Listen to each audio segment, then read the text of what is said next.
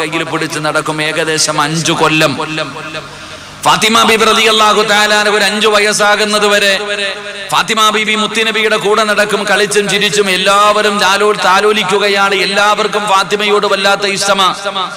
അവസാനം 40ാമത്തെ വയസ്സിൽ പ്രവാചകന് സ്വല്ലല്ലാഹു അലൈഹി വസല്ലമ തങ്ങൾക്ക് നുബൂവത്ത് കിട്ടി. അള്ളാഹുവിന്റെ പ്രവാചകന് നുബൂവത്ത് കിട്ടി കഴിഞ്ഞപ്പോൾ പ്രവാചകന് മക്കക്കാരുടെ മുന്നിലേക്ക് പ്രബോധനവുമായി കടന്നു ചെന്നു. ഏകദൈവ വിശ്വാസത്തെ കുറിച്ച് അല്ലാഹുവിന്റെ പ്രവാചകൻ സല്ലല്ലാഹു അലൈഹി വസല്ലമ തങ്ങള് മക്കക്കാരോട് പറയാൻ ചെന്നപ്പോൾ ഇന്നലെ വല്ല അല്ലമീൻ എന്ന് വിളിച്ച മുത്തുനബി അവര് വിളിച്ചു, നീ കള്ളനാ, ഇവന് ഭ്രാന്ത. അള്ളാഹുവിന്റെ പ്രവാചകൻ അവര് കളിയാക്കാൻ തുടങ്ങി. പ്രവാചകൻ അവര് വല്ലാതെ വേദനിപ്പിക്കാൻ തുടങ്ങി. ഫാത്തിമ ബീബി റളിയല്ലാഹു തആല അൻഹയ്ക്ക് വല്ലാത്ത പ്രയാസമായി.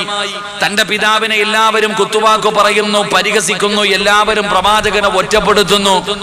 അങ്ങനെ ഇതൊക്കെ ഫാത്തിമ എന്ന് പറയുന്ന പൊന്നാര മകൾ ഇങ്ങനെ കണ്ടു വളരുകയാ.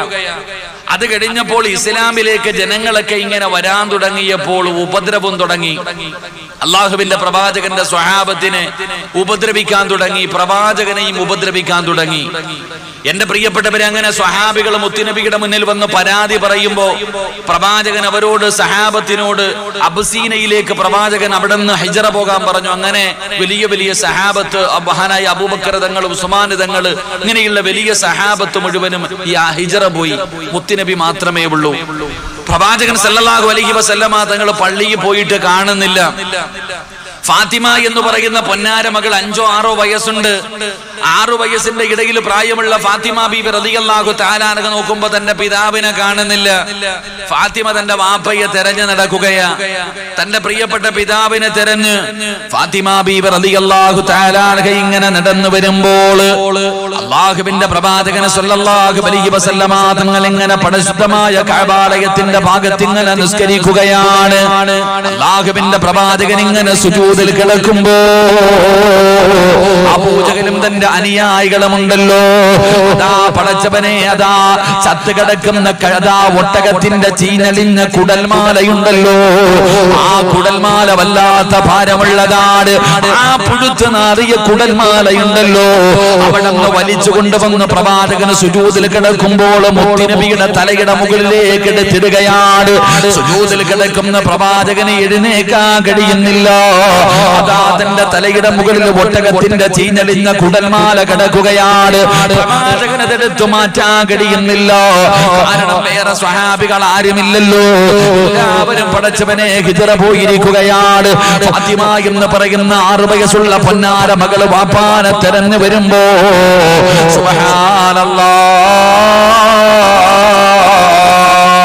വാപ്പ സുജൂദിൽ കിടക്കുകയാണ്.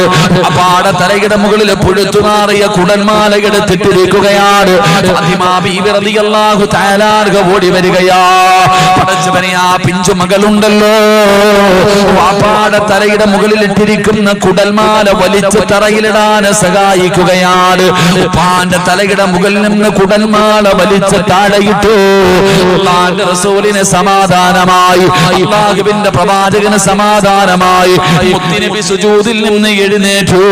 ആ സമയത്ത് ഫാത്തിമ എന്ന് പറയുന്ന പൊന്നാര മകളുണ്ടല്ലോ, വാപ്പാന്റെ ശരീരത്ത്, വാപ്പാടെ തലയില് പടച്ചവനെ പറ്റിയിരിക്കുന്ന കുടൽമാലയുടെ വേസ്റ്റുകളുണ്ടല്ലോ, ആ ഫാത്തിമ എന്ന് പറയുന്ന പൊന്നാര മകള് വാപ്പയുടെ തലയിൽ നിന്ന് എടുത്തു വൃത്തിയാക്കുകയാ. വാപ്പാടെ തലയിൽ നിന്ന് അത് മുഴുവനും എടുത്തിങ്ങനെ വൃത്തിയാക്കുകയാണ്. എന്നിട്ട് ഫാത്തിമ ചോദിച്ചു, വാപ്പാ, എന്തിനാ എന്റെ ഉപ്പയോട് ഇവരെല്ലാവരും ഇങ്ങനെ ചെയ്യുന്നത്? എന്റെ ഉപ്പാനെ എന്തിനാണ് ഇവര് വേദനിപ്പിക്കുന്നത്? അല്ലാഹുവിന്റെ പ്രവാചകന്റെ പൊന്നാര മകൾ എവിടെന്ന് ചോദിക്കുമ്പോ റസൂലുള്ളാഹി തങ്ങൾ അവിടെന്ന് പറയുകയാണ്. അല്ലാഹുവിന്റെ പ്രവാചകൻ അവിടെന്ന് പറഞ്ഞു, ലാ കറുബ അലാ അബീകി ഫിൽ ആഖിറ. ഫാത്തിമ, ഉപ്പയ്ക്ക് ഇവിടെയല്ലേ പ്രയാസമുള്ളൂ, ഇവിടെയല്ലേ വാപ്പയ്ക്ക് പ്രയാസമൊക്കെ ഉള്ളൂ, ആഖിറത്തിൽ നിന്റെ ഉപ്പയ്ക്ക് ഒരു പ്രയാസവുമില്ലല്ലോ. അല്ലാഹുവിന്റെ പ്രവാചകൻ തന്റെ പൊന്നാര മകളെ സമാധാനിപ്പിക്കുകയാണ്. എന്നിട്ട് ഫാത്തിമ എന്ന് പറയുന്ന പൊന്നാര മകളുടെ കയ്യിൽ പിടിച്ചുകൊണ്ട് മുത്തുനബി വീട്ടിലേക്ക് നടന്നുപോയി. പടച്ചവനെ, പിന്നെ വല്ലാത്ത ദുഃഖത്തിന്റെ കഥകളാണ്.